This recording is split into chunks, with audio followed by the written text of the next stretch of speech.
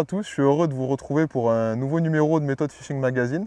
Donc on va réaliser une partie de pêche au feeder aujourd'hui sur le magnifique lieu donc, du lac du Salagou. Donc un lac de grande étendue qui par le passé rassemblait de nombreux pêcheurs sur des compétitions de renommée nationale. Donc c'est un lac qui est vraiment sympathique à pêcher, déjà pour le cadre. Donc c'est terre rouge, ces montagnes, on est vraiment au cœur d'un volcan. Et puis pour sa quantité de poissons qu'il compose, donc il y a énormément de poissons. Donc des gardons, des gros bancs de gardons avec des spécimens jusqu'à 500 grammes qui ne sont pas rares. Beaucoup de brèmes, des carpes, enfin un peu de tout, mais essentiellement des gardons et des brèmes. Donc on va essayer aujourd'hui ensemble de les pêcher, de les sélectionner, ces beaux poissons, ces beaux gardons, ces belles brèmes, en pêchant uniquement avec des graines. Donc on va voir comment préparer les graines, donc on va préparer de 3 manières, on verra ça tout à l'heure.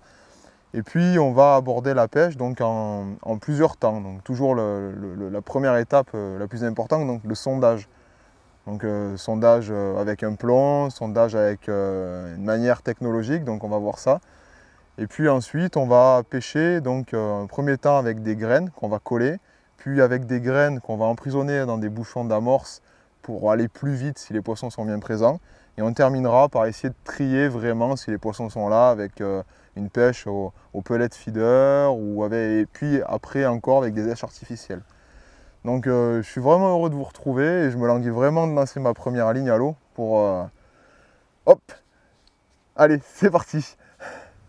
Pour réaliser une partie de pêche au feeder uniquement avec des graines, j'aime bien préparer mes graines de deux façons. Donc la première, je vais coller mes graines, donc qui vont me servir pour ma première partie de pêche. Donc coller du maïs et du cheneville avec une colle qui est faite exprès, que j'ai trouvée en Espagne chez Quinterpesca. Donc ce mélange, donc je vais sécher mon cheneville, mon maïs, comme on va le voir, on va l'égoutter du moins, le mélanger dans un bac, dans un grand bac, le saupoudrer, et puis on va réussir à avoir un mélange collant qu'on va pouvoir mettre dans une cage feeder, petite, gros diamètre, peu importe, et qu'on va réussir à emmener au fond dans 5-6 mètres d'eau. Aujourd'hui, il y a 6,40 m d'eau là où je vais pêcher. Donc sans que ça se défasse entre deux eaux pour vraiment aller pêcher au fond et sélectionner les beaux poissons. Donc c'est le sujet du jour, la sélection des beaux poissons. La deuxième option que je vais avoir, donc c'est vraiment si les poissons sont rentrés. J'ai énormément de poissons sur le coup, des gros gardons ou des brèmes, on verra comment ça va se passer. Il va peut-être falloir aller plus vite. Et le mélange va peut-être être trop collant et je vais peut-être ramener au ferrage mes graines sur plusieurs mètres et ça risque de disperser énormément mon banc de poissons qui sera rentré pour se nourrir. Donc je vais mettre de côté des graines, du maïs et du cheneville. Donc je vais conserver, je vais les laver pour enlever l'amidon et les impuretés. Je vais les conserver dans de l'eau. Et puis ça va me permettre, bloqué entre deux bouchons d'amorce. Donc aujourd'hui l'amorce ça sera de la Ringer Dark, donc une amorce riche en betaine green, donc qui est très collante, qui va me permettre de bloquer donc mes hêches, d'arriver au fond. Et une fois au fond sur un petit coup de ferrage, ça va me libérer directement les graines, elles vont s'épandre et puis je ne vais pas les ramener donc sur ma coulée. Donc voilà, donc on va voir comment mouiller cette amorce. Et ensuite, donc on verra dans un troisième temps que si les poissons sont vraiment présents, que je manque des poissons ou je dois relancer parce que je me suis fait manger mon maïs ou peut-être mes gozzers, parce que j'aurai quand même des gozzers pour l'hameçon. Donc si je lance et que je ramène à vide un peu trop souvent, on essaiera de sélectionner la taille des poissons et puis leur qualité en pêchant avec un pellet feeder, un gros pellet feeder gourou, on verra après. Donc il va me permettre de charger, on utilisera dans ce cas-là les graines collées, de charger en graines collées avec un baline très court et je pourrai insérer l'hameçon dans le pellet feeder avec, on essaiera un maïs ou vraiment si ça ne va pas une micro bouillette ou un dumble. Et pour finir, si vraiment ça dévore, on essaiera peut-être avec des appâts artificiels, donc des asticots, un morceau de ver de terre ou du maïs. Voilà. Donc on va procéder à la préparation. Donc en premier lieu, j'aime bien coller les graines parce que ça demande quand même un petit peu de temps. Donc pour coller les graines, c'est pas très compliqué. Ce qu'il faut faire, Donc c'est récupérer du cheneville et l'égoutter. Là ce cheneville, c'est du cheneville que j'ai acheté tout fait du commerce. Donc il était mélangé avec un petit peu de piment, il était épicé. Je l'ai lavé pour un peu enlever le côté fort du piment. Et il me reste des graines qui sont bien ouvertes, bien préparées. C'est tout à fait possible de le faire soi-même en faisant tremper des graines chez soi dans de l'eau, puis en les faisant cuire. Bon là, j'ai pas eu le temps, je me suis servi dans le commerce. Donc, je prends du cheneville. On va pêcher uniquement aux graines aujourd'hui. Donc on va dire qu'on va mettre 2 passoires de maïs pour une passoire de cheneville pour le moment. Et après, on avisera en fonction de la pêche et de la fréquence des touches. Donc, je l'égoutte bien. Je le mets dans mon bac. Je vais faire la même chose avec du maïs. Donc, c'est du maïs doux. Donc, il faut vraiment enlever le jus. C'est le problème de garder le jus, l'eau, tout ça. On va avoir besoin de mettre vraiment trop de colle et ça n'aura plus l'effet escompté. On n'aura plus des graines collées quasiment pures. On aura plus une jarre d'amorce mélangée avec des graines. Donc, on égoutte.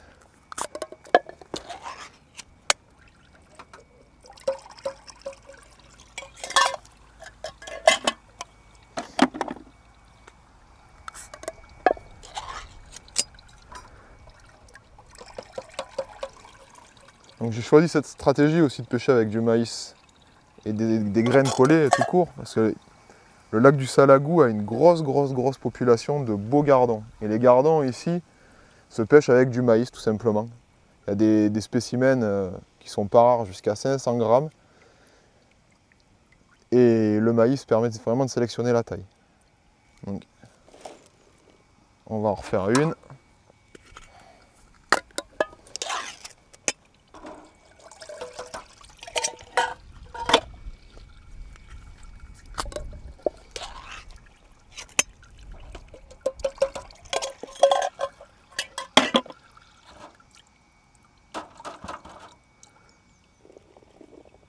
Voilà. Donc, pour commencer, ça va être pas mal. Donc, il suffit de mélanger tout ça pour rendre le mélange un peu homogène.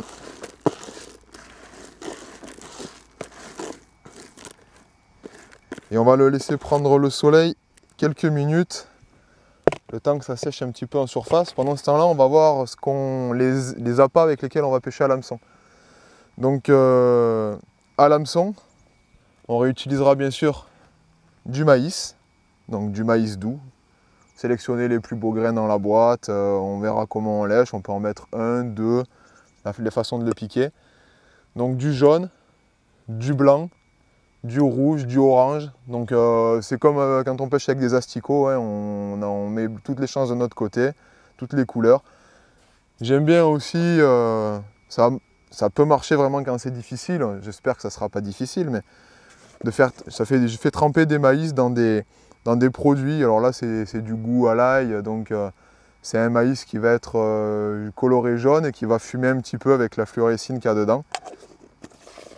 Donc je le fais en jaune, je le fais en rouge et je le fais avec des goûts différents, carnés, fruités. Donc j'aurai ça à ma disposition si vraiment c'est compliqué. Ensuite, ben, les bouillettes, hein, c'est des bouillettes, des dumbbells et des bouillettes équilibrées, donc qui vont être équilibrées par l'hameçon, donc ils vont être assez légers, ils vont se trouver à côté de mon pellet feeder. Et puis si les poissons sont décidés, et puis on va pour vraiment les sélectionner, donc on va utiliser des dumbbells de 10 mm. Voilà, et pour finir, on verra comment on peut mettre à l'hameçon aux cheveux des maïs et des èches artificielles pour vraiment le cas où la pêche est très facile, où on peut vraiment aller vite et éviter de ramener, de relancer, remettre une èche, perdre ce temps-là, gagner du temps, repêcher et puis faire des poissons rapidement. Donc on va encore le laisser un petit peu sécher. On va mouiller pendant ce temps-là l'amorce. Donc comme je le disais, elle servira juste à faire des bouchons. Donc des bouchons avec mes feeders, ce sera des feeders ouverts des deux côtés. Donc il n'y a pas besoin d'en mouiller 10 kg. Déjà 500 grammes, ça permet de faire énormément de bouchons dans une pêche. Donc c'est pas compliqué, hein. On mouille cette amorce comme toutes les autres amorces. Attends, juste attention de ne pas la surmouiller. Donc on le voit bien, hein, c'est une amorce qui est verte. Donc qui trace sur les doigts, qui tache. Et ça va être intéressant aussi dans le sens où si vraiment il y a énormément de poissons qui viennent se nourrir de toutes les graines qu'il y a sur le cou, il y aura quand même une tache et de la particule au fond qui les met. Donc ça les maintiendra en activité, ça les fera fouiller le temps qu'on renvoie encore à manger. Voilà, donc on va mouiller ce mélange.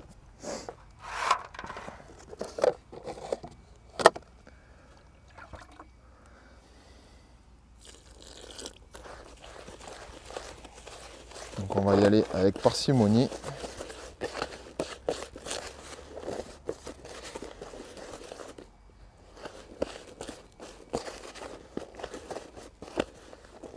Faut faire attention à pas se faire avoir, à pas mettre trop d'eau.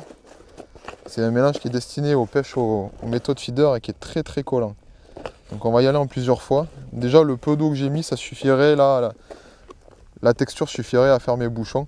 Donc on va la laisser un peu boire, gonfler,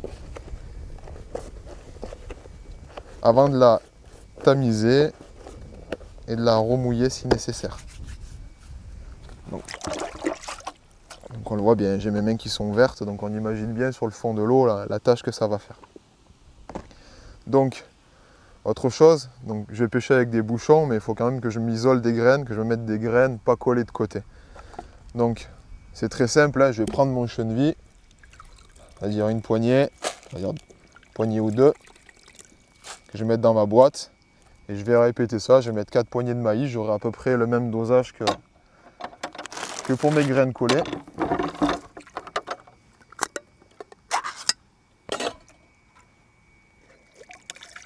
Donc je peux laver mon maïs un petit coup.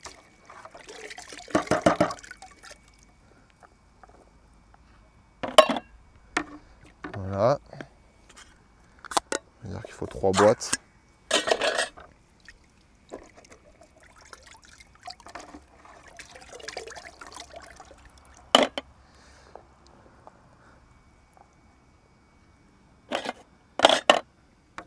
Et une dernière.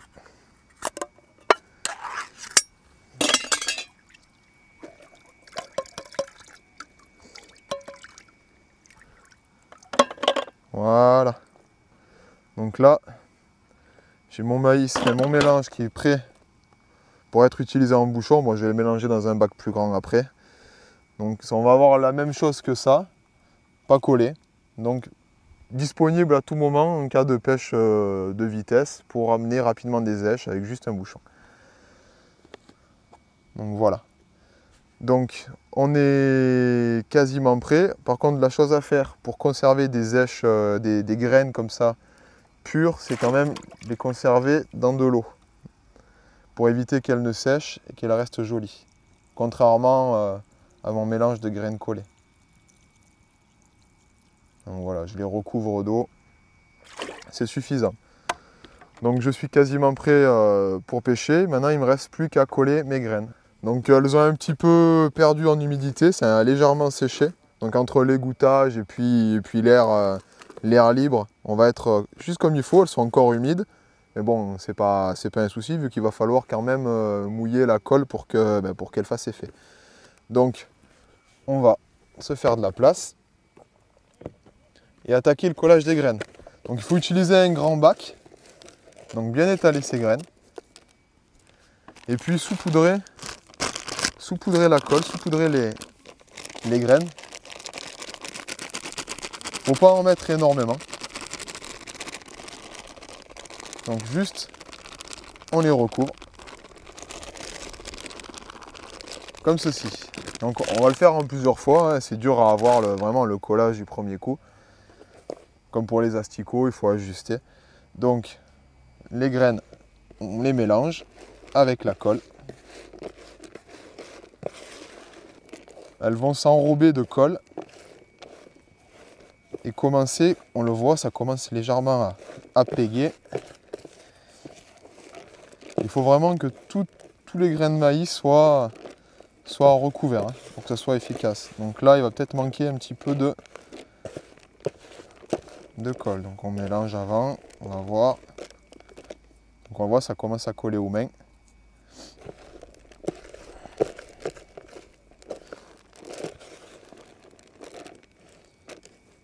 Voilà, on va juste en remettre un petit peu.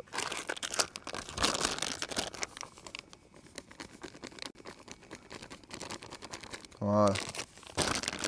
On va remuer de nouveau.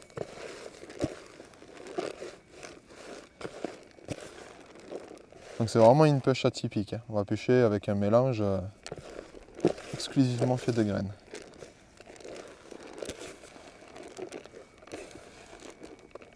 C'est une technique qui est inspirée des pêches qui sont réalisées en Espagne, donc sur des carpes essentiellement, où il faut apporter une grande quantité d'appât sur le cou pour les garder en activité.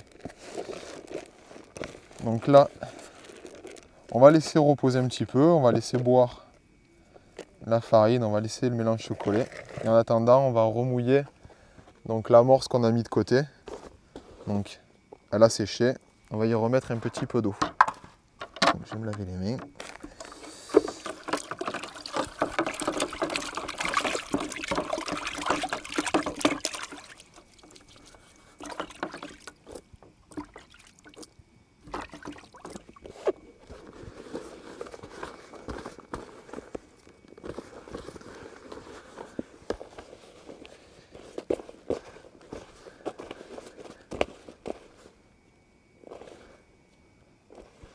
On va en remettre encore un petit peu.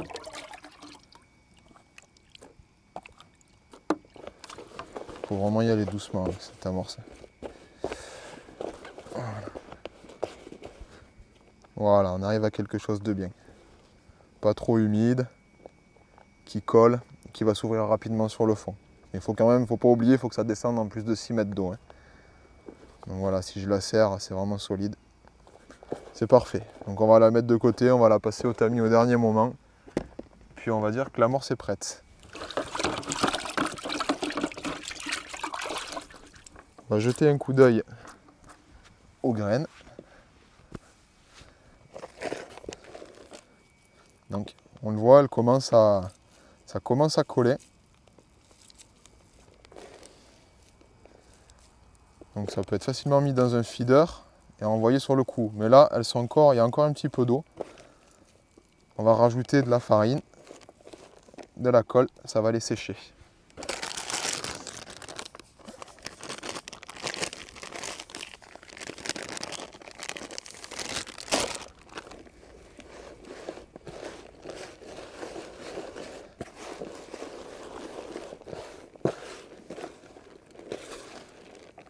Voilà, c'est un peu délicat à faire.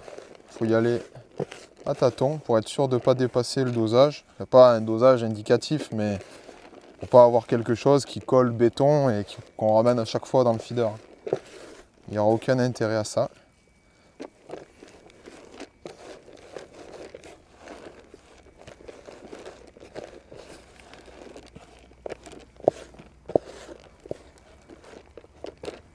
Voilà, je pense que la quantité de colle va être bonne. On va le laisser reposer 5 minutes. Et puis on vérifiera le mouillage après. Je viens juste de finir de sonder. Donc je vous parlais de technologie tout à l'heure. Donc j'ai sondé avec un petit gadget. C'est pas vraiment un gadget parce que c'est vraiment très technique et puis précis. Donc c'est un dipper, un Pro Plus. C'est le plus évolué des dippers. Donc le dipper, qu'est-ce que c'est? C'est un sonar, c'est un sondeur qui permet du bord avec une canne à pêche de sonder notre cou, de vraiment voir ce qui se passe au fond. Alors le petit plus de ce produit, donc vraiment il faut vraiment compléter le sondage avec un dipper au sondage classique avec un plomb, tout ça. Il ne faut pas oublier qu'à la base la pêche, voilà, on pêche avec un feeder, un plomb, on va gratter le fond, donc il faut vraiment vérifier toutes ces choses-là.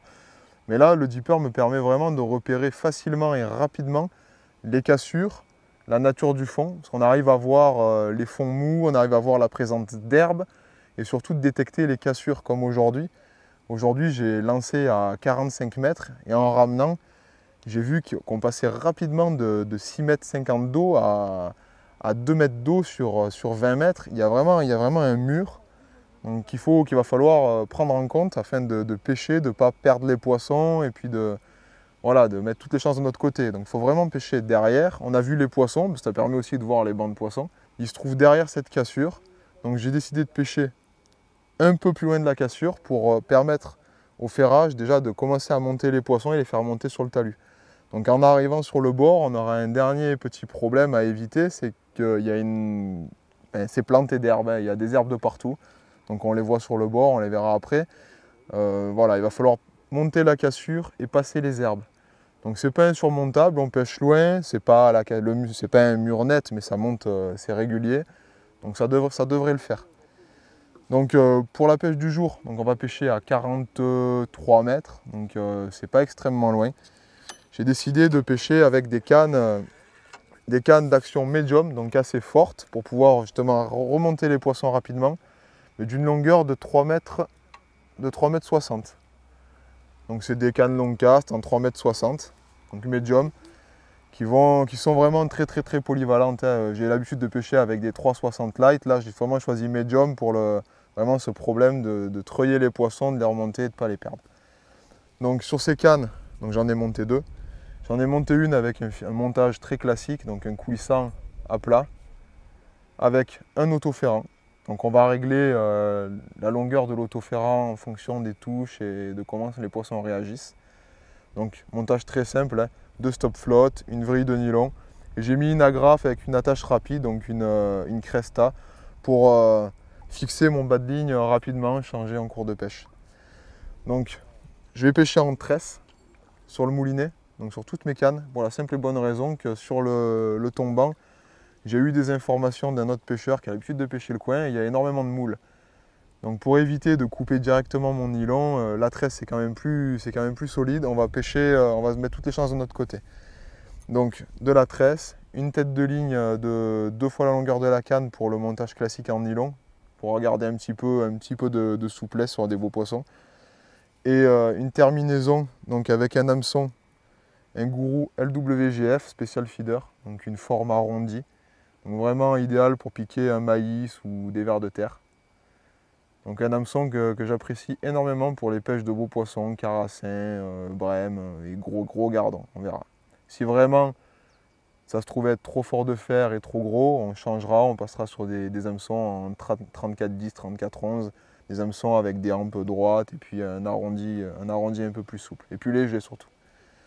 Donc voilà pour la première canne. Donc la deuxième canne, elle va vraiment me servir à pêcher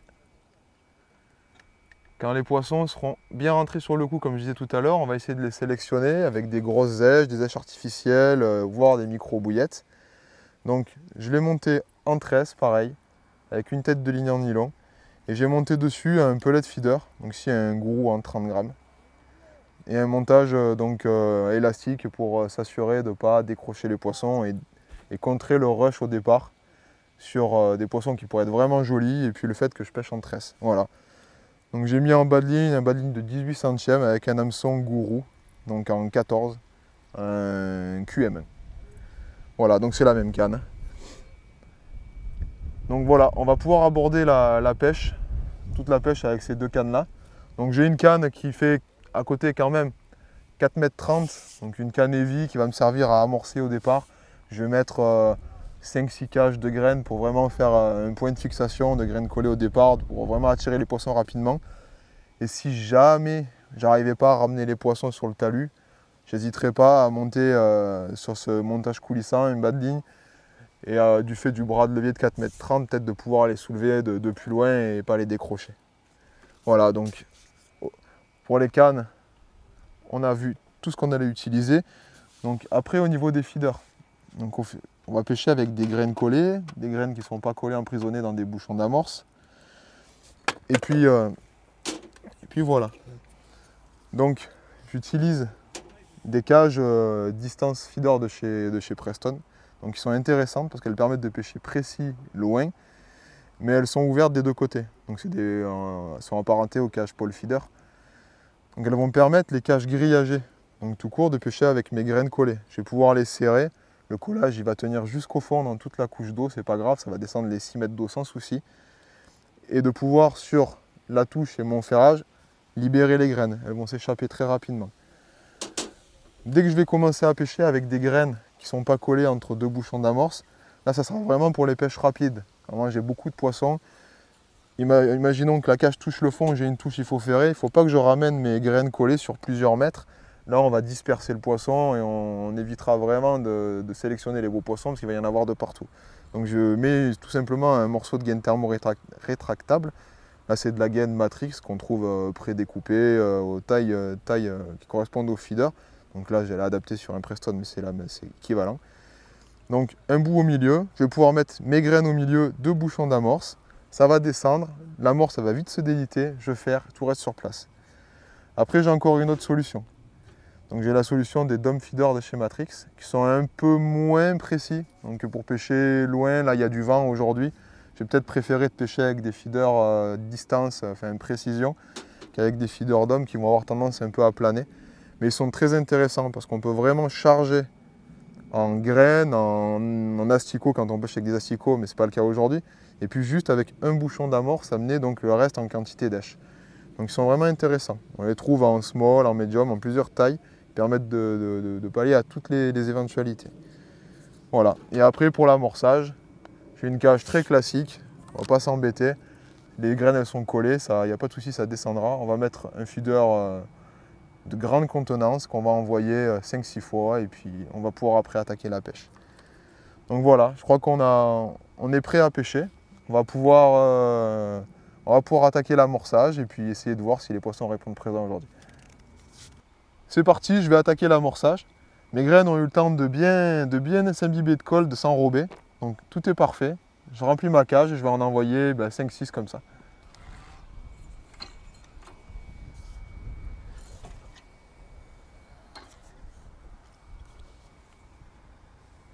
Ah, c'est assez dur de prendre un repère, on a le reflet du soleil en face. Donc pendant qu'on amorce, on va quand même parler d'une chose qui paraît importante. C'est que j'amorce avec de la tresse sur le moulinet. Donc ça évite, quand on amorce avec du nylon, quand on clip, si on ne retient pas assez bien ou qu'on clip vraiment tendu, le nylon se détend et on va avoir tendance à amorcer derrière son cou. Surtout quand on pêche avec d'autres cannes en tresse. Quand on pêche avec des cannes en nylon, on va dire qu'il y aura la même erreur à chaque fois. Et là j'évite au maximum. Donc j'ai monté de la tresse dans le moulinet, une grosse arrachée en nylon, pour pouvoir amorcer précis, le plus précis possible. Donc on attend bien que ça descende au fond toujours. Hein. Et là c'est des graines collées, donc on attend un petit peu, on ne ramène pas de suite, c'est pas de l'amorce, c'est pas des asticots vivants dedans qui vont faire éclater le mélange. Donc on attend 30, 40 secondes. Et puis après, on serre le frein. Et puis on libère le tout en donnant des grands ferrages. Donc on le sent, c'est parti de suite. Puis on va répéter l'opération 5-6 fois.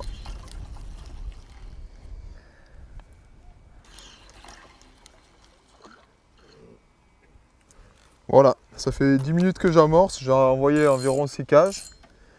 On va pouvoir attaquer à pêcher. Donc je vais commencer de la manière la plus classique qui soit, avec mon montage coulissant, un autoferrant réglé à une quinzaine de centimètres, un bas de ligne de 50 cm et un hameçon de 14 sur lequel je vais mettre un grain de maïs pour commencer. Donc pour piquer le grain de maïs, il y a plusieurs manières de lécher. On peut camoufler l'hameçon dedans. On peut rentrer l'hameçon dans le camouflet. Là, je vais commencer par le piquer par le côté, comme ça, et ressortir la pointe sur le devant. Donc là, la pointe est en dehors. Si le poisson prend, il va directement être piqué. Donc là, on va commencer à donner de l'attractivité. On va le bloquer avec un petit gozeur rouge. Donc sur la pointe, hop, ça fait un petit panaché. Donc il va attirer nos amis les gros poissons. Donc on attaque, hein, comme on a dit tout à l'heure, asticot collé, pardon. On attaque comme on l'a dit tout à l'heure avec des graines collées. On va pêcher comme ça jusqu'à ce que les poissons s'installent vraiment bien sur le coup. Donc on charge le feeder. On essaye que ça ne dépasse pas de tous les côtés pour pas que ça se disperse dans la couche d'eau. Et puis on tasse moyennement sur le risque de ramener la cage pleine. Allez, c'est parti. Donc quand on lance avec un maïs, il faut être assez délicat, même en pêchant loin. Il ne faut pas donner un coup sec pour éviter de le perdre, bien sûr, au lancer.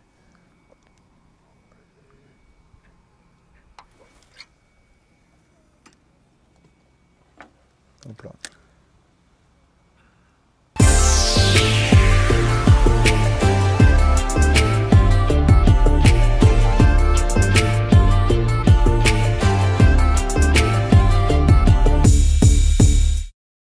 Aujourd'hui, il y a du vent. Dans la descente du feeder, je mets le sillon sous l'eau.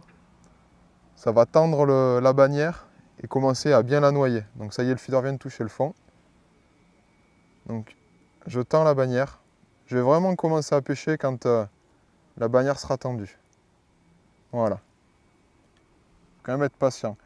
On va pêcher avec des graines uniquement et on ne va pas vraiment faire un appel avec une amorce, un nuage, quelque chose qui va faire venir les poissons rapidement de loin de toutes les couches d'eau. Donc il faut se donner 3 quarts d'heure, 1 heure. Bon, peut-être pas pour avoir des touches, mais pour vraiment installer les poissons sur le coup.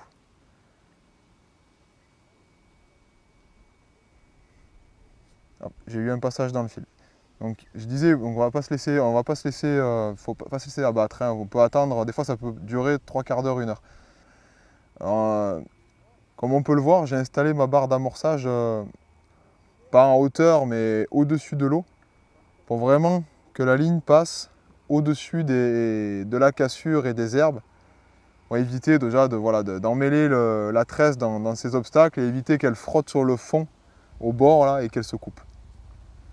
Donc c'est assez important à prendre en compte. Hein. Dès qu'il y a du courant ou dès qu'il y a des cassures, ne pas hésiter à lever le sillon. Pareil, j'ai monté un sillon assez fort en carbone de 2 oses. Les touches, ça va être des vraies touches, c'est des poissons qui vont manger pour de vrai. Donc voilà, il faut vraiment pouvoir tirer ces poissons, les lever. Donc mettre toutes les chances de son côté. Il ne faut pas avoir la canne qui plie en deux dès le départ. Il faut que le poisson lève la tête pour pouvoir lui faire passer la butte. Ah, un passage dans le fil. Les poissons commencent à rentrer. Ils traduisent leur présence, hein. On a des passages, le sillon donne des petits coups. Voilà, il ne faut pas se faire avoir, il ne faut pas tout ferrer. Hein. Là, voilà, hop, hop. C'était une belle touche, ça a été manqué. Donc il faut vraiment attendre la touche. Ça pue ça. Donc il faut vraiment attendre que la touche soit franche avant de faire quoi que ce soit. On va relancer, donc deuxième lancée. Je vais directement essayer autre chose à l'hameçon. Donc je vais mettre des gozzers. Donc on pêche toujours avec des graines, mais je vais essayer de mettre des gozzers à l'hameçon. L'avantage de cette pêche-là, c'est qu'on peut varier terreau, vers terreau, gozzer, maïs. On peut vraiment tout essayer à l'hameçon en mettant uniquement en amorçage des graines. Donc là, j'ai mis un bouquet de 4 gozzers. J'ai rempli ma cage comme d'habitude. Toujours pas d'appât dans l'amorce, hein. Toujours pas d'appât dans les graines, pardon. Voilà, on essaye de contrer un peu le vent qui est de plus en plus fort.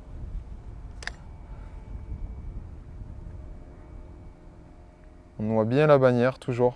Si on sous l'eau, on tend le fil. C'est très important, avant de passer en action de pêche, il faut vraiment tendre, noyer cette bannière. Voilà. Le feeder vient de toucher le fond. On est tendu. Il y a énormément de pêcheurs aujourd'hui sur le lac. On a eu beaucoup de mal à trouver une place. Donc là, on s'est installé au milieu des pêcheurs de carnassiers. Donc il doit y avoir une quarantaine de flottes tubes là dans le coin. Donc on essaye de cohabiter. Ah, premier poisson. Voilà, ça fait 30 minutes qu'on pêche. Et là, j'ai eu une vraie touche. Donc c'est notre premier poisson. Je ne sais pas ce que c'est que j'ai au bout. Toujours dans le même souci de ne pas perdre les poissons, il faut ramener canne haute pour ne pas décrocher, ne pas raccrocher. Cette touche suit une autre touche juste avant. Hein. J'ai eu une grosse touche, j'ai cassé en 14 centièmes en bas de ligne. Donc hop, c'est une brème. Voilà, notre premier poisson du salagou à la graine collée. Donc c'est pas un gros poisson. On va leur laisser le temps de rentrer. Un poisson de 400 grammes. Donc attrapé sur un grain de maïs bloqué avec un gozeur rouge. Allez, c'est parti, on va relancer.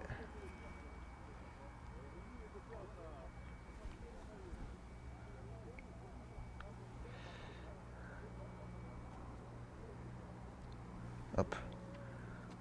Un grain. On remet un grain de maïs, un gozeur. On remplit la cage. En ne serrant pas trop. Et on y va.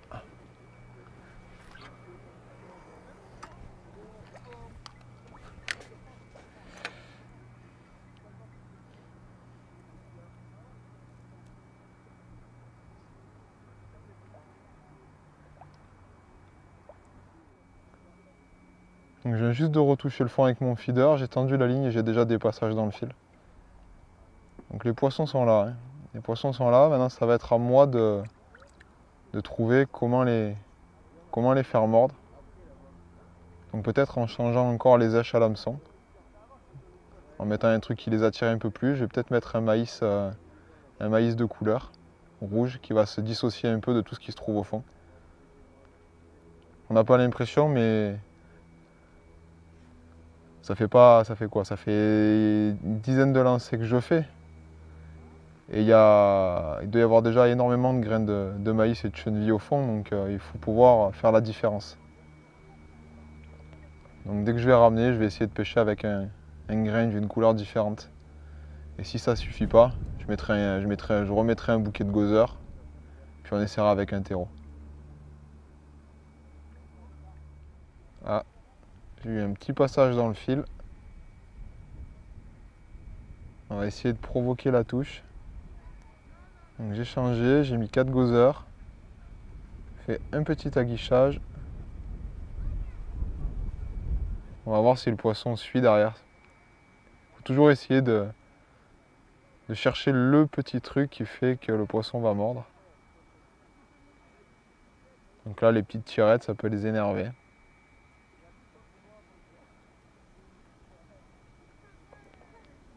Donc ça n'a pas l'air d'avoir fonctionné. On va attendre un petit peu avant d'en refaire une.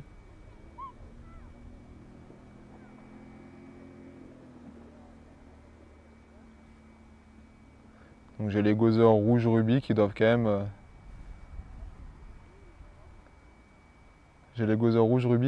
trancher sur le fond par rapport au jaune et au noir du... Hop. Ah, j'aurais pas dû ferrer, c'était un autre passage dans le fil.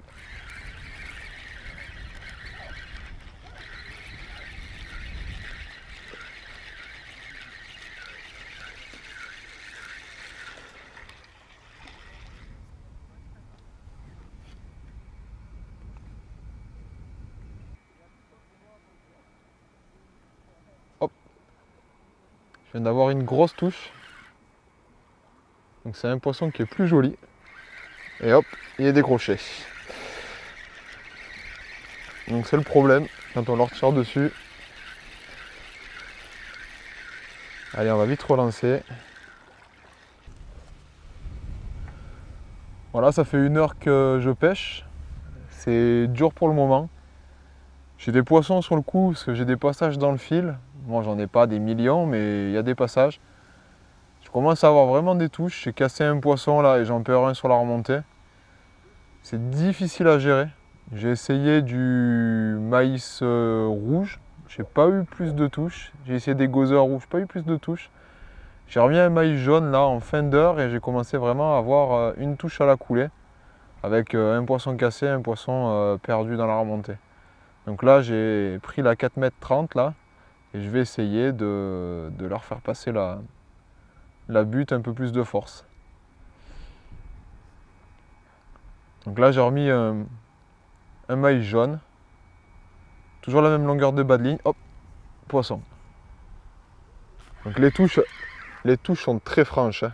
Faut pas... Ça mégote pas.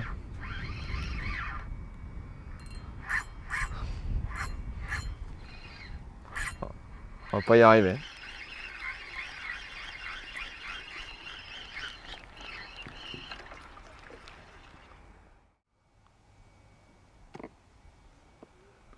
J'ai énormément de passages dans le fil.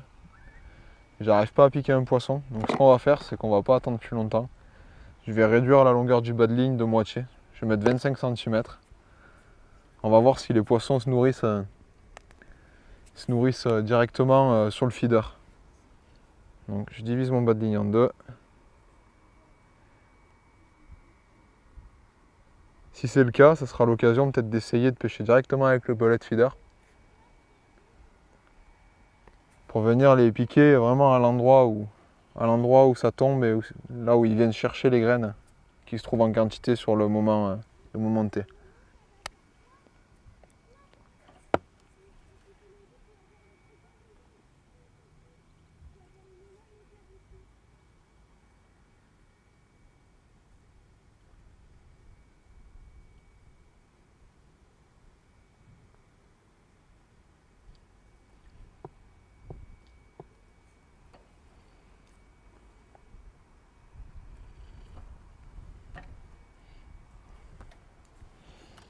Voilà.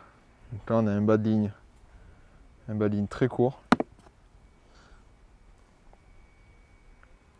Et si ça continue, on le mettra encore plus court. On ira jusque là où c'est nécessaire. Pour réussir à les piquer. Parce que les poissons sont là. J'ai le sillon qui fait que bouger. Il faut vraiment trouver comment les faire mordre. Ils doivent se nourrir de ce qu'ils trouvent au fond, là, de ce que je leur ramène. Puis mon maïs devait se trouver un peu loin d'eux. Voilà.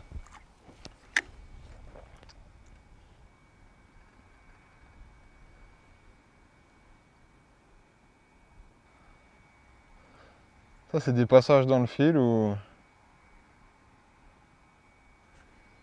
Voilà. Décroché.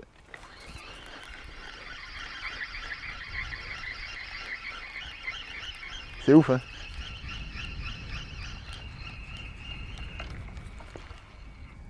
Là, tu serres l'amorce, ça mord, mais...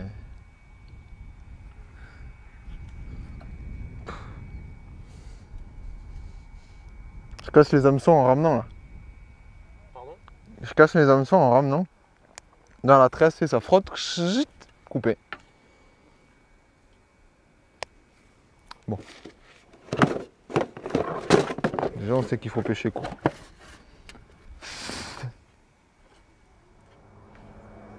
Hop.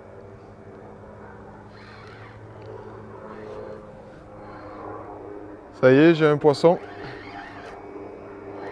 Donc le fait d'avoir raccourci le bas de ligne de moitié, ça me permet de vraiment les piquer de suite et de ne plus avoir tous ces passages dans le fil.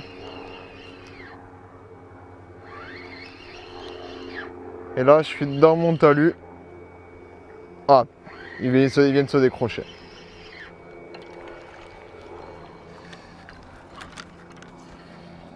Donc j'ai serré aussi plus les graines dans le feeder pour pêcher un peu comme aux méthodes, mais vraiment attirer les poissons pour que ça sorte pas du feeder. J'ai l'impression qu'ils se gavent de tout ce qu'il y a au fond et qu'ils ne s'intéressent pas à ce qu'il y a dans ce qui se retrouve à l'hameçon. Donc le fait de les serrer fortement et presque d'éviter qu'elles sortent, ça m'a permis aussi de déclencher 2-3 touches.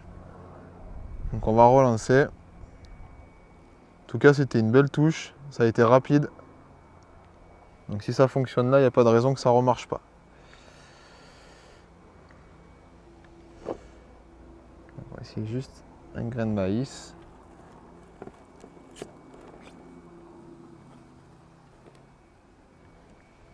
Hop, on serre bien.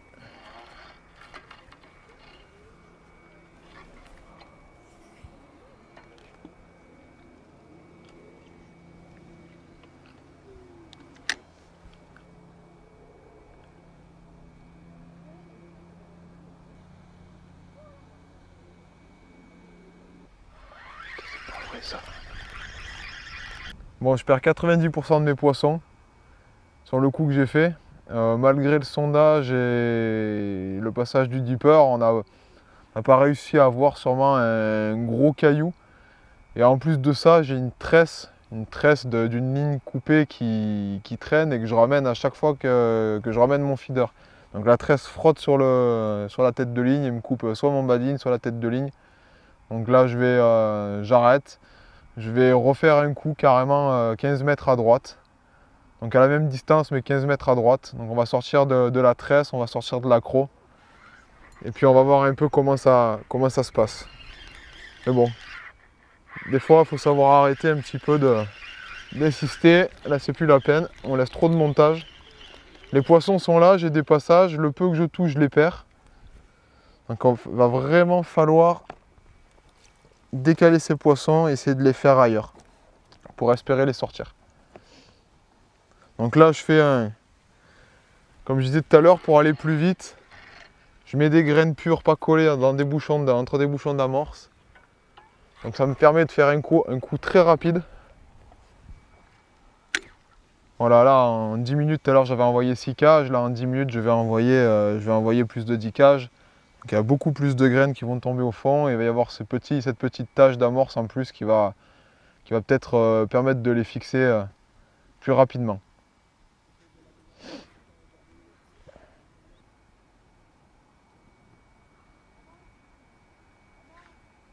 Fish on.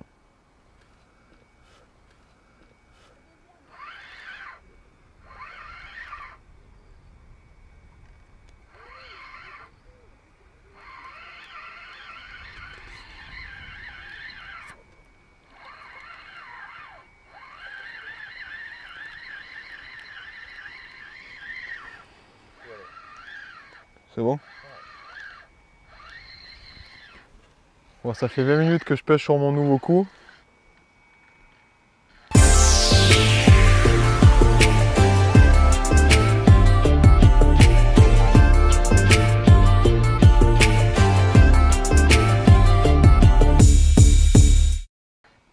Et j'ai eu une touche, ça y est, une vraie touche.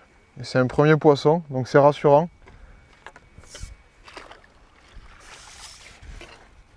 Donc une brème. Premier poisson sur mon nouveau coup, une brème, comme sur l'autre coup, en espérant que cette fois-ci, j'arrive à les sortir de l'eau. Donc je vais continuer à pêcher avec mes graines bloquées entre deux bouchons d'amorce. Donc toujours dans le souci de pouvoir les déposer plus rapidement, parce que là j'essaye de mettre une cadence un peu plus importante pour rattraper le temps perdu. Donc non, c'est ici. Donc je mets des graines au milieu. Et je mets de l'amorce que je serre fort. Voilà.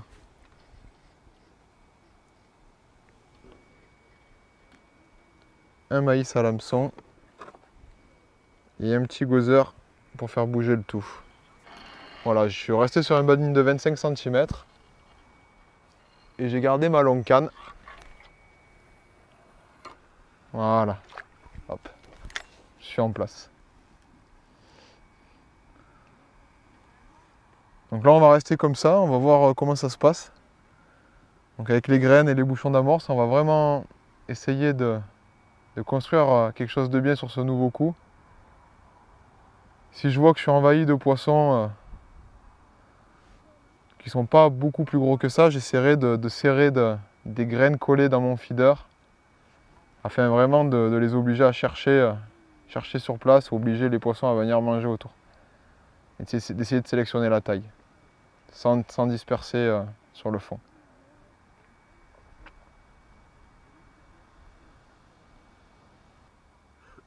Donc c'est positif, il y a déjà plus d'activité que tout à l'heure. Et surtout j'ai réussi à ramener mon poisson sans m'accrocher. C'est le problème qu'on rencontre dans de nombreux lacs de barrage comme ça, c'est que la configuration des berges est vraiment accidentée. En plus là on est sur un niveau bas. On est à 1 mètre en dessous du niveau normal. Donc on se rapproche vraiment du plus profond et des zones où vraiment on va avoir des tombants, des cassures, des blocs de roche. Comme on le voyait sur le sondeur tout à l'heure avec l'espèce de remontée abrupte. Là j'ai rattaqué sur mon nouveau coup avec un grain de maïs et un gozzer à l'hameçon. Donc j'ai eu une touche, j'ai fait un poisson, on va voir ce que ça va donner par la suite. Si ça devient compliqué, je vais essayer de passer un ver de terre, un gozeur. Essayez toujours de chercher, hein. C'est vraiment ce qu'il faut faire dans la pêche au feeder, c'est chercher les poissons. Et pas attendre bêtement pendant 5 heures, 4 ou 5 heures que les poissons rentrent. Hop, c'est reparti. Les poissons semblent être rentrés sur le coup. Donc là, j'ai à peine relancé, j'ai eu une touche. Donc je suis toujours dans le souci de leur faire passer un mur. Voilà. Le feeder s'était bloqué, donc j'ai attendu un peu, la brème l'a décroché. Donc il faut vraiment jouer des éléments aujourd'hui pour réussir à sortir les poissons de l'eau, hein. C'est une situation à laquelle on peut être confronté sur de nombreux parcours malheureusement. La brème est plus jolie. Donc j'ai remis un bas de ligne de 50 cm. J'ai éloigné un peu la patte du feeder et finalement ça n'a pas l'air de leur déplaire. Donc on va continuer comme ça.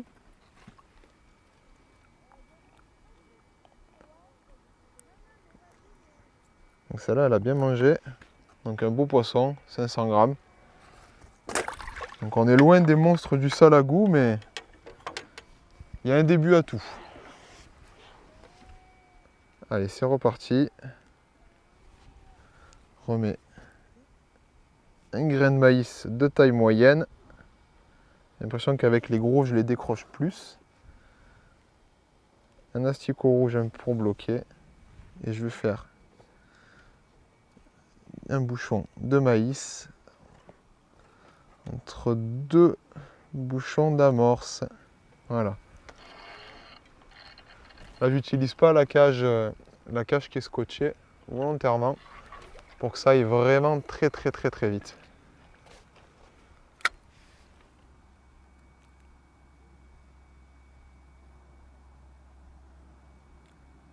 Si les poissons répondent encore bien présents là, les 2-3 prochains lancers, on va essayer de les recentrer vraiment en les faisant mordre vraiment autour de la cage avec une cage fermée.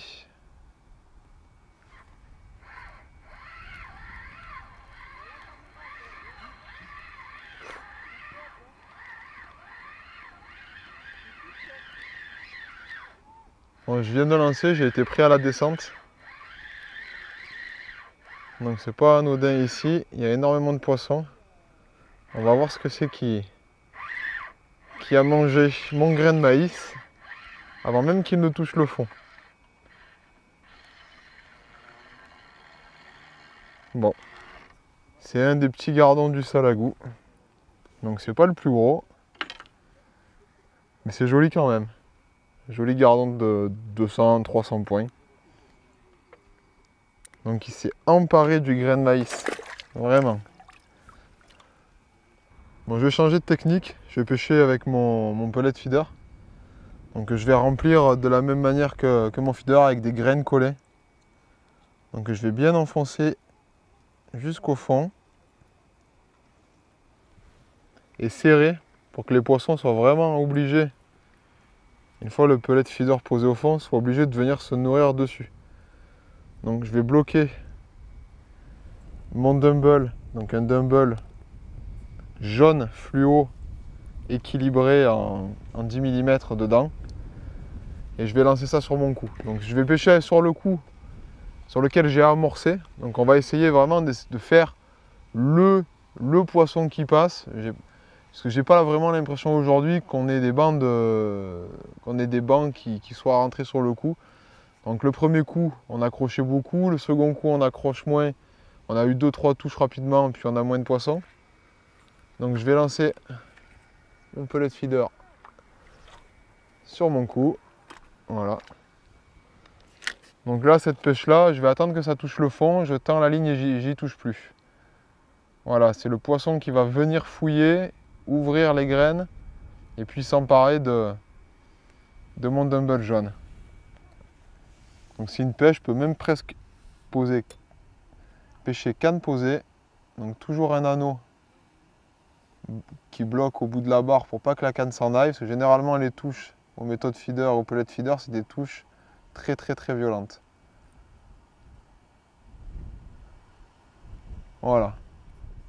Donc je change de technique. Pourquoi? Parce que j'ai eu une série de poissons juste avant, donc 2-3 poissons qui ont rapidement mordu sur l'amorçage. J'ai eu des passages, beaucoup de passages dans le fil. J'ai raccourci, j'ai fait un poisson, puis ça s'est arrêté, j'ai rallongé, j'en ai refait, ça s'arrête.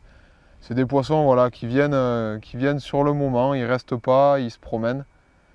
Donc on a changé de coup, on a mis un peu de farine. Donc voilà, je vais passer vraiment, je vais changer complètement de stratégie. Je vais essayer de pêcher avec ce pellet feeder et mes graines collées. Pour vraiment obliger les poissons à venir manger ce qu'il y a sur mon feeder, ce qui tombe au fond de l'eau. Donc on va croiser les doigts et on va espérer que ça fonctionne. Les conditions du jour sont vraiment particulières. Le vent tourne, droite, gauche, face. Il a fait assez frais cette nuit. On a eu des belles journées cette semaine, on sort d'une pleine lune. Bon, c'est le lac du Salagou, hein. Un jour c'est tout beau, un jour c'est tout noir. Hop, c'est parti. Bon, mais le premier poisson qui s'est laissé avoir par mon pellet feeder, mais ça me rassure. Ces passages dans le fil, c'est des poissons qui veulent quand même mordre. On va peut-être finir par trouver comment les attraper. Donc là, il est venu, il a fouillé, puis il a trouvé mon petit bonbon. Donc ça a l'air d'être un poisson un poil plus joli. Donc l'avantage de pêcher avec un baline très court et un méthode feeder, c'est que ça monte très vite dans la couche d'eau. Donc on a très peu de chances d'accrocher. Voilà, donc on voit, c'est une jolie brème. J'ai encore des graines dans mon feeder. Voilà. Donc c'est vraiment le but recherché, d'essayer de venir faire manger les poissons sur place. Donc un joli poisson, quasiment le double de mon premier, un poisson de 700 points. On a peut-être trouvé la technique pour les avoir, nos amis. Bon, justement, je vous parlais de bancs de poissons et de présence ou non de ces brèmes et de ces gardons sur mon cou. On va peut-être essayer d'envoyer le dipper. C'est l'occasion, on l'a à côté de nous, il est branché. Donc on va aller voir ce qui se passe au fond avant de relancer. Voilà, je suis en train de connecter mon dipper à mon téléphone. Donc c'est assez simple d'utilisation. C'est une application gratuite qu'on télécharge. On démarre et une fois que le dipper touche l'eau, voilà, l'application se met en route et puis le dipper commence à chercher la profondeur. Bon, le problème c'est qu'il faut un minimum d'eau pour que ça puisse capter. Donc on va lancer sur le coup directement. Voilà. Donc là, j'y suis à peu près.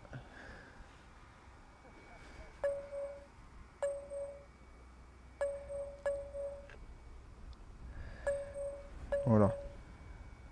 Donc on voit qu'il y a 6 mètres 30, 6 mètres 20 d'eau. Et qu'il y a énormément de poissons finalement. Donc ça doit être des bancs de gardons, mais ils se trouvent entre deux eaux. Donc on a peut-être la réponse à notre problème. Les poissons ne se trouvent peut-être pas au fond. Il y a énormément de bancs de poissons comme on peut voir ici là, entre deux eaux. Donc on va réessayer de repêcher dessus. Et on va peut-être essayer d'allonger le bas de ligne avec un grain de maïs pour essayer de faire ces gardons entre deux eaux. Allez, c'est parti. Bon voilà, je suis en train de rallonger mon bas de ligne.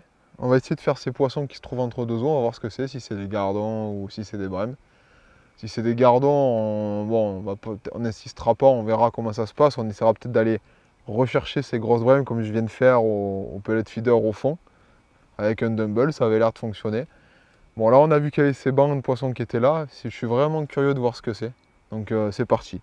J'ai rallongé de 50 cm et ma ligne de 50 cm, donc j'ai un peu plus d'un mètre on va dire. Donc on va écher toujours avec un grain de maïs. On va essayer de rester un peu dans le thème du jour. Et si ça ne fonctionne pas, on essaiera avec des asticots.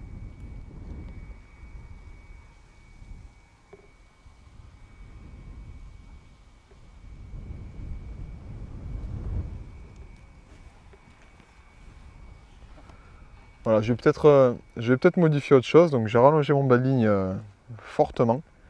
Et je vais changer aussi le feeder. Je vais mettre un feeder beaucoup plus léger, donc en plastique, qui va descendre un peu plus doucement dans la couche d'eau. Et surtout qui me permettra de décoller plus vite du fond. Parce que le plastique a tendance à décoller plus vite du fond. Donc on n'en a pas parlé tout à l'heure, mais c'est une option qu'on peut avoir aussi quand on a des accros, de pêcher avec des feeders plats en plastique plus légers, donc qui sont plus adaptés à des distances courtes pour les feeders plats en plastique, mais qui peuvent nous sortir de situations compliquées. Voilà, donc j'ai récupéré une cage feeder en plastique avec des petites ailettes. Donc elle va avoir pour effet vraiment, quand elle va descendre, d'appuyer sur l'eau et puis d'être ralenti, vraiment, de pouvoir descendre dans la couche d'eau en exploitant cette couche d'eau là où on se trouvait les bancs de poissons qu'on a vu tout à l'heure. Donc c'est un feeder en 25 grammes.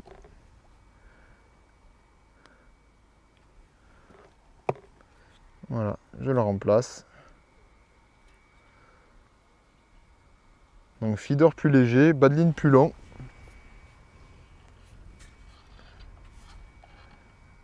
Avec un grain de maïs qu'on va mettre tout seul. Voilà. Voilà, je vais pêcher avec deux bouchons d'amorce et des graines pour rapporter de la nourriture. Et on essaiera le prochain lancer de lancer à vide pour que ça descende vraiment très doucement.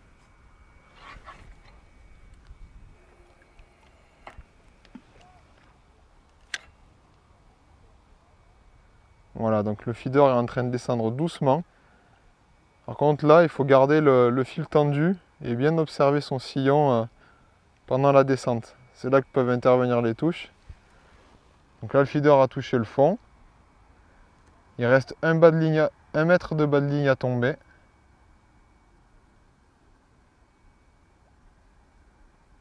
On va voir si la touche intervient maintenant.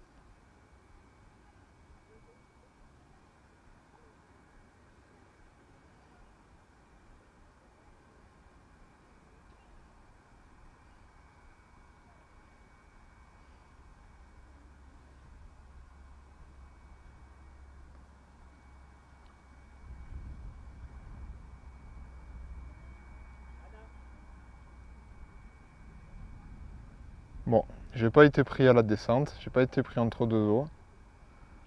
On peut dire que tout est arrivé au fond. Par contre, hop,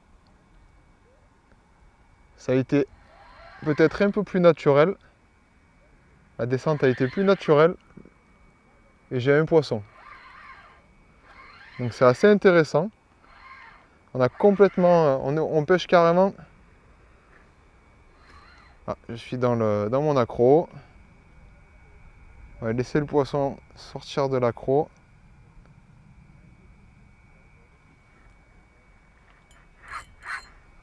J'ai senti le poisson au bout, mais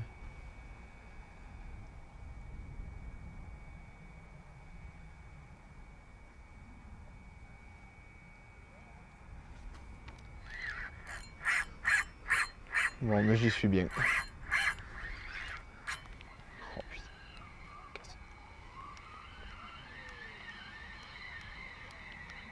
C'est un truc de fou. Bon, c'est pas grave. J'ai perdu mon poisson.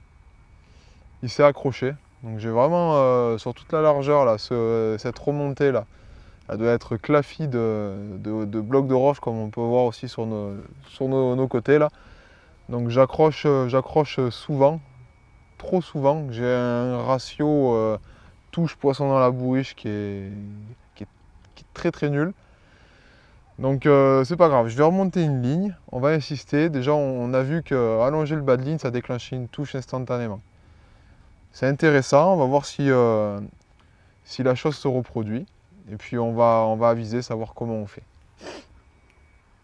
Bon, bah, c'est l'occasion, en attendant que le pellet feeder aille chercher une belle brème, de revoir ensemble un montage coulissant, un montage à plat le plus simple possible.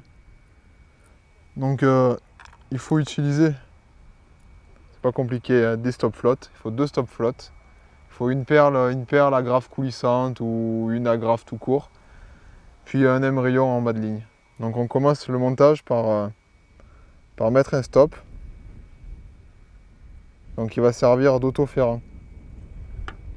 Donc c'est des stop flottes Gourou, des small, des tout petits diamètres, des toute petites tailles. Donc j'en mets un.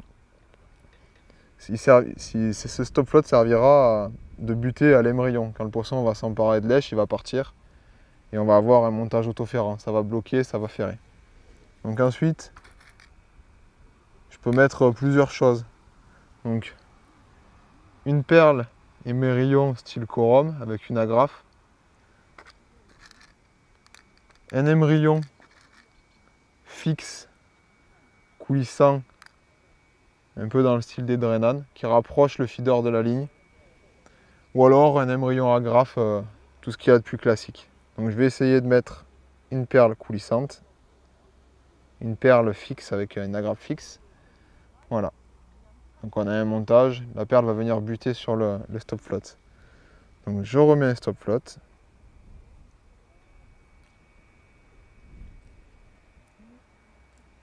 Le plus dur, c'est de passer dans la boucle en ferraille. Voilà, il a cassé, elle a cassé.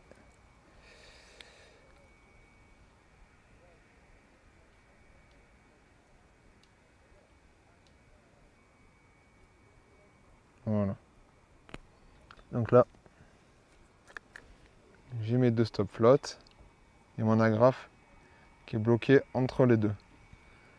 Donc après, il me reste juste à mettre une agrafe, enfin un émerillon en bas, on n'est pas obligé.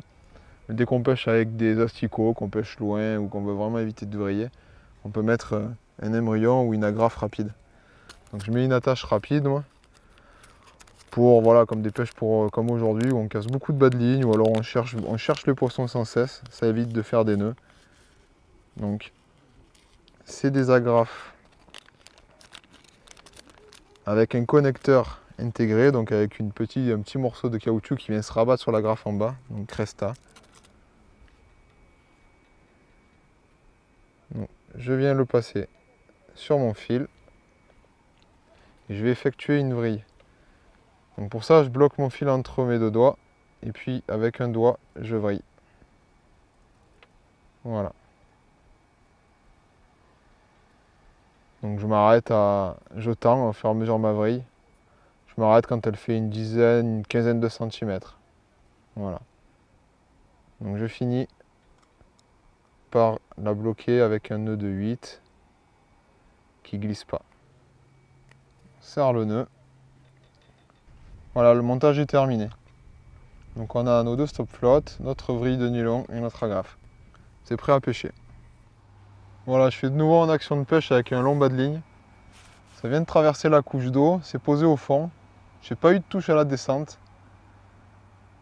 Donc c'est assez bizarre, hein. Il y a énormément de poissons comme on a pu le voir au sondeur qui se trouve entre 2 eaux.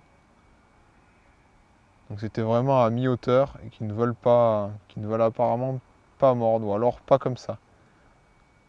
Donc là je viens d'arriver au fond. On va voir si le long bas de ligne déclenche une touche ou pas, une nouvelle fois.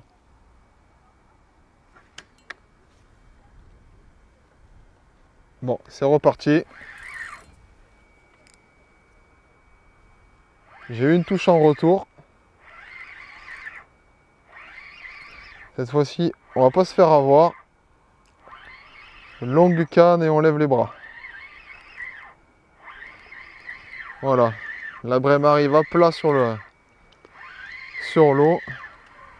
Il faut surtout plus laisser les poissons descendre. Allez. C'est dans l'épuisette.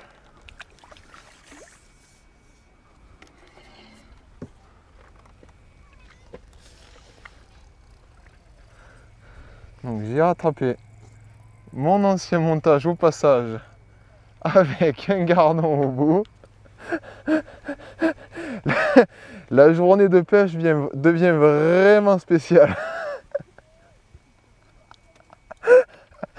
Je suis désolé. Là, on peut que rigoler de tout ce qui se passe. Il reste 1 heure de pêche. Je vais consacrer ma dernière heure au pellet feeder. Avec mon maïs et mes graines collées. J'ai plus du tout de touche avec mon long bas de ligne. Donc je ne vais pas insister. Ça sert à rien. On va essayer de faire 1 ou 2 gros poissons qui pourraient traîner. C'est vraiment très dur aujourd'hui. Donc voilà, on va essayer d'attendre un peu plus longtemps les touches. 5-10 minutes s'il faut. En pêchant précis au pellet feeder. C'est parti. Hop, c'est parti. Gros poisson en méthode feeder. C'est venu. Oh putain, je le décroche. Hop.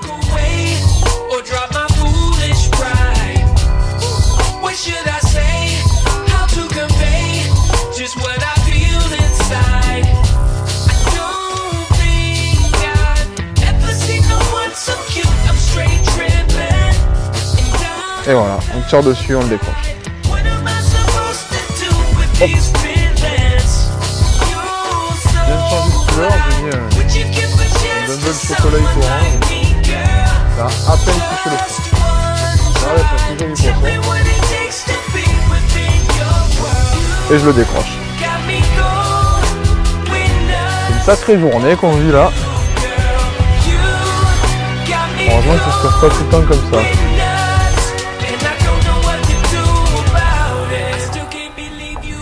Il y a un truc qui m'a attaqué.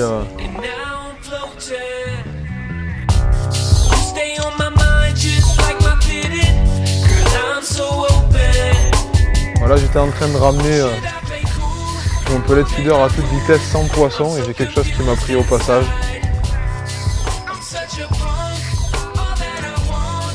C'est un brochet. Décidément, c'est vraiment la journée atypique. Donc comme quoi, le brochet au pellet feeder peut devenir une technique. On en fera peut-être une vidéo prochainement. Voilà. Un beau sifflet. Peut-être qu'il va me manger une main. Hein. Voilà.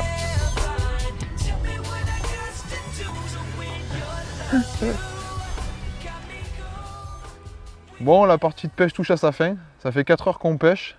4 heures très délicates. Malgré tout, j'ai réussi à trouver comment faire mordre quelques poissons en changeant de coup. En allant les chercher avec différentes techniques, ça s'est pas du tout passé comme prévu. Donc les graines n'ont pas eu l'effet que je voulais. Malgré tout, de la touche, quelques poissons. On a pu voir des techniques différentes. Donc les pratiquer et puis avoir des touches. Donc ça reste positif. On sait que ce lac, bon, c'est un lac qui est très lunatique. Mais dans lequel on peut malgré tout avoir la chance de toucher quelques beaux poissons. On va regarder ensemble le résultat de la journée, on va sortir la bourriche. Je suis heureux d'avoir partagé ce moment avec vous et j'espère qu'on se retrouvera pour une prochaine vidéo dans Méthode Fishing Magazine.